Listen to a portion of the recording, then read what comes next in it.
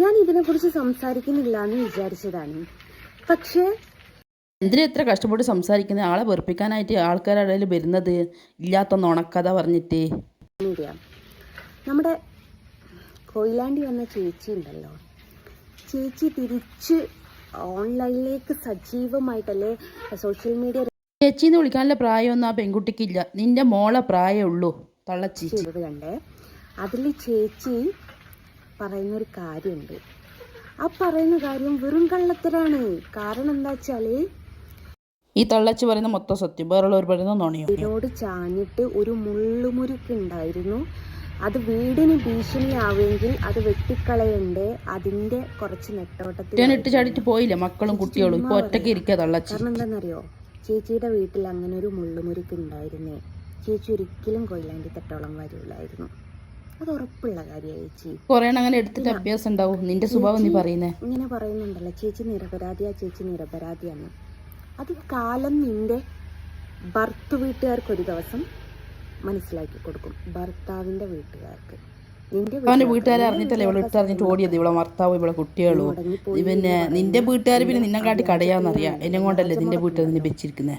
അവന്റെ വീട്ടുകാർക്കും അവന്റെ കുടുംബത്തിലുള്ളവർക്കും ഒരു കാലത്ത് അന്നൊരിക്കൽ ആ കുട്ടി പറഞ്ഞത് സത്യമല്ലടി. കുട്ടി കുട്ടി പറയാനേ കൊടുക്കാതോട് കുട്ടി അത്ര തൊണ്ടി. പിന്നെ സോഷ്യൽ മീഡിയ മുഴുവനോ എനിക്ക് എഗെയിൻസ്റ്റ് ആയിട്ടാണ് വരുന്നത്. അതിലെനിക്ക് വിരോധമല്ല. കാരണം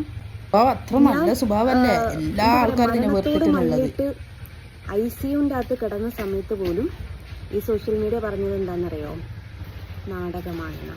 അപ്പം അത്രത്തോളൊന്നും വരൂലല്ലോ ഇത്. എന്നെ സപ്പോർട്ട് ചെയ്യാനും എൻ്റെ കൂടെ എനിക്ക് വേണ്ടി സംസാരിക്കാനും ആരുമില്ല. ഞാൻ മാത്രമേ ഉള്ളൂ.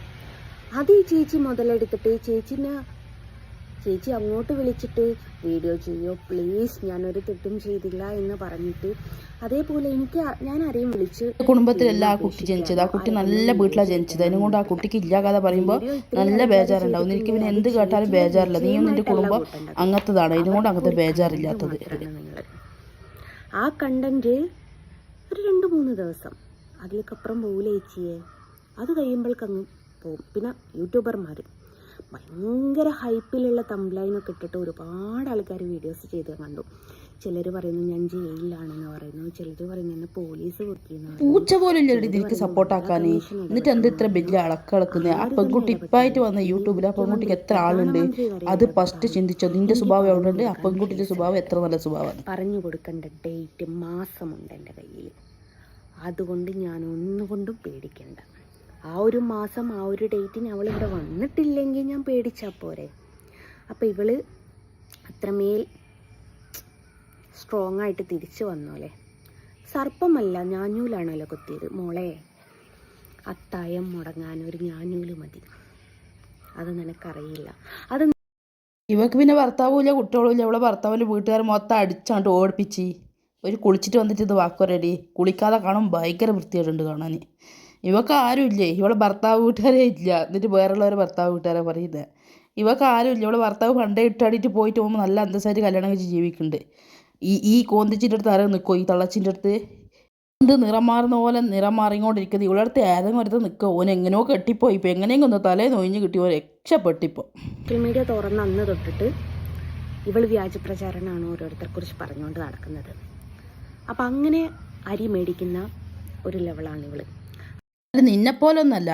നിന്നെക്കാട്ടി നല്ല അന്തസ്സായിട്ട് വീഡിയോ ചെയ്തിട്ട് ജീവിക്കുന്നു. അല്ലേപോലെ നിന്നെപ്പോലെ അഭിനയിച്ചിട്ട് നാടകം കളിച്ചിട്ട് അയ്യോ തട്ടടി ഇടടി എന്ന് പറഞ്ഞിട്ട് ആരോ വന്നിട്ട് ഇവിടെ ഫോഴ്സ് ആക്കിയല്ലോ. ആരാ ഇത്രക്കും ഇവളോട് ഇതുള്ള ആൾക്കാരെന്ന് അറിയില്ല. ഇവൾ ഇട്ടാൽ എന്താ, ഇടാതെ നടന്നാൽ എന്താ, ഇവൾ എങ്ങനെ നടന്നാൽ ആർക്കും എന്താ. ഇവളെ പോലത്തെ അഭിനയമൊന്നും ആർക്കില്ല. ഓൾ അന്തസ്സായിട്ട് വീഡിയോ ആ പെൺകുട്ടി ചെയ്തിട്ട് അന്തസ്സായിട്ട് ജീവിക്കുന്നുണ്ട്. നിന്നെ പോലത്തെ തട്ടിപ്പ് ലോകത്തിൽ ആരുമില്ല. അതെന്തുകൊണ്ടാണെന്ന് വെച്ചാൽ പലരുടെയും ശാപമാണത്. ആ ശാപം മോളെ നിന്നെ വിട്ടു പോകില്ല ഒരിക്കലും. അതെനിക്ക് ഉറപ്പുള്ള കാര്യമാണ്. നിനക്ക് ലോകം മൊത്തമുള്ള ആൾക്കാർ ശപിച്ചുകൊണ്ടുണ്ടോടി. എന്നിട്ട് നിന്നെ വിട്ട് പോകുന്നുണ്ടാ? നീ ഒറ്റ ശപിച്ചിട്ട് ആ പെൺകുട്ടിക്ക് ഒന്നും ഒരു രോമം കൂടി കൊയ്യാനില്ല കേട്ടോ. എന്നിട്ട് നീ പൊത്തിരി പോ. ആ പെൺകുട്ടിക്ക് ഒന്നും നടക്കാനില്ല. നിനക്ക് കിട്ടുന്നത്ര ശാപം ലോകത്തിൽ ആർക്കും ഇല്ല. അത് ഫസ്റ്റ് ചിന്തിക്കും. നിൻ്റെ ശാപം കൊണ്ടുപോയിട്ട് ഏതെങ്കിലും വെള്ളത്തിൽ വയ്ക്കിയിട്ട് വാ. എന്നിട്ട് വേറെയുള്ളവർക്ക് ശപിക്കാൻ നോക്കും. നിൻ്റെ ശാപം ഏത് നായ്ക്ക് പോലും തട്ടൂല. ദൈവം എന്ന് പറയുന്നത്, ദൈവം നാളെ അവനവൻ്റെ നാക്കുകൊണ്ട് തന്നെ സത്യം പറയിപ്പിക്കും. അപ്പം ഞാൻ ഭയക്കാത്തത്, ഞാൻ കുലുങ്ങാത്തത്, എൻ്റെ അടുത്തൊരു ന്യായമുണ്ട് എന്നുള്ളതും എൻ്റെ കയ്യിൽ ഇനിയും ആ മോള് നല്ല വീഡിയോ ചെയ്തിട്ട് വരണം മോളെ. ഇവളെ വാക്ക് കേട്ടൊന്നും നീ മൈൻഡ് ആക്കണ്ട. ഇവളെ ആരും കെയർ ആക്കുന്നില്ല, ആരും മൈൻഡും ആക്കുന്നില്ല. ഒരു പൂച്ച പോലെ ഇവളെ വാക്ക് കേൾക്കില്ല. നീ ഇനിയും വീഡിയോ ആക്കിയിട്ട് വരണം.